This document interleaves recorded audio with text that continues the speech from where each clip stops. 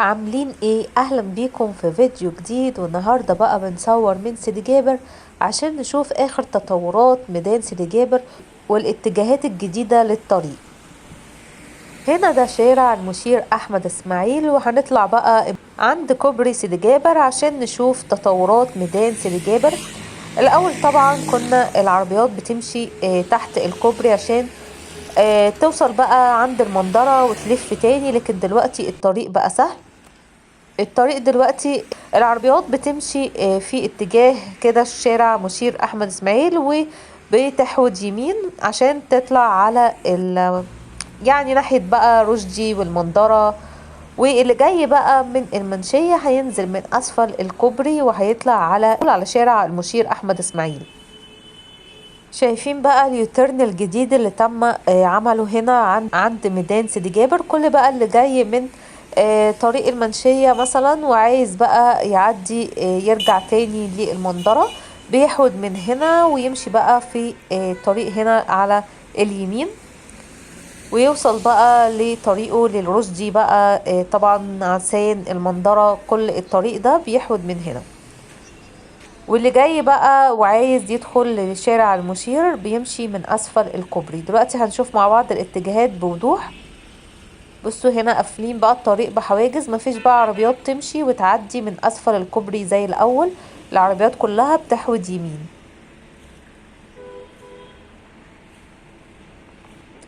طبعا احنا هنا عند كوبري سيدي جابر، وبالتحديد عند ميدان سيدي جابر الجديد، والاتجاهات الجديدة بقى دلوقتي بنشوفها مع بعض. هنا طبعا مقفول الطريق بحواجز عشان مفيش اي عربية تعدي من اسفل الكوبري.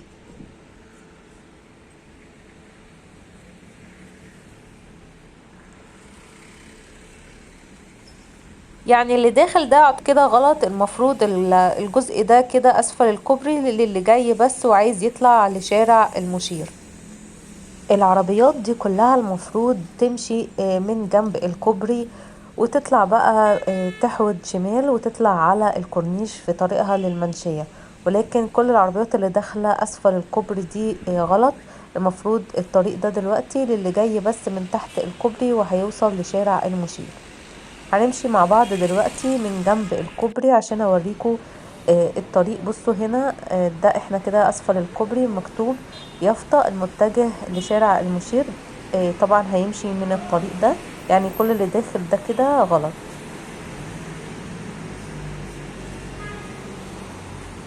تم اغلاق كمان الطريق هنا اللي هو اللي على الشمال، يعني الطريق بس ده اللي شغال، كل الطريق ده مقفول. شايفين كده الطريق ده خلاص مقفول، مفيش اي عربيات بتمشي منه.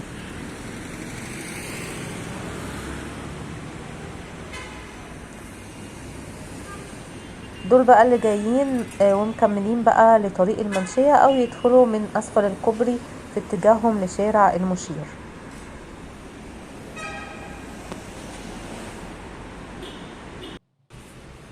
تعالوا بقى نمشي مع بعض بجانب الكوبري عشان اوريكم الاتجاهات الجديدة للي جاي وعايز طبعا يطلع لطريق المنشية.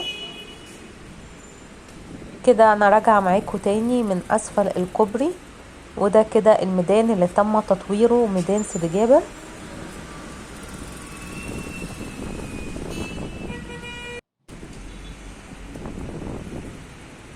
طبعا في طبعا شرطة المرور واقفة على الجانب التاني على الشمال. هوريكم كل ده دلوقتي بالتفصيل.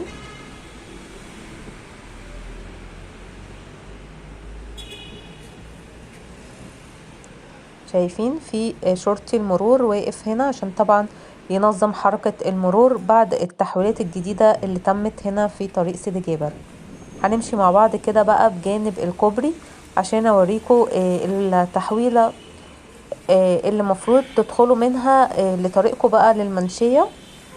يعني خلاص ما ينفعش حد يجي من المشير ويدخل على طول اسفل الكوبري، هيمشي في اتجاه الطريق ده كده ويكمل بقى على طول لو هيطلع على المنظرة، او يحود من اول فتحة هتقابله على الشمال ويدخل بقى ويكمل لطريقه للمنشية. طبعا احنا هنا امام اطول عمارة موجودة في سيدي جابر على البحر. كنا اتكلمنا عن الموضوع ده قبل كده، وفي فيديو موجود على القناة لو حابين تعرفوا تفاصيل يعني عن العمارة دي.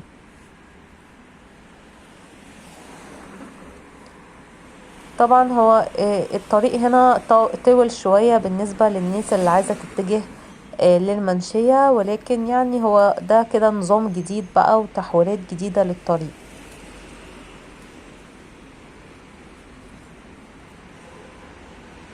هنا طبعا الباركينج اللي على الشمال، وطبعا اللي على اليمين ده سيتي سكوير الموجود طبعا في سيدي جابر.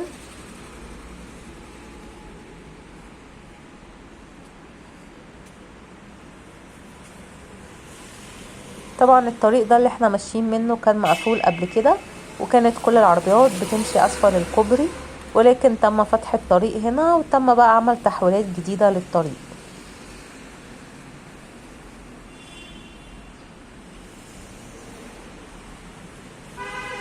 لو لسه مش مشتركين في القناة شرفوني بالاشتراك في القناة وفعلوا الجرس على الكل عشان يوصل لكم كل جديد. قناتنا خاصة بكل مشروعات اسكندرية وشواطئها، وكل حاجة تخص اسكندرية هتلاقوها موجودة على القناة.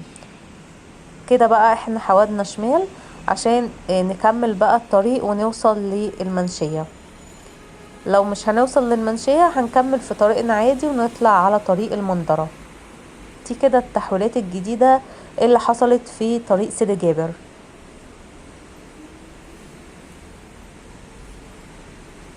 هنكمل مع بعض كده ونوصل قدام شوية عشان تشوفوا التفاصيل اكتر.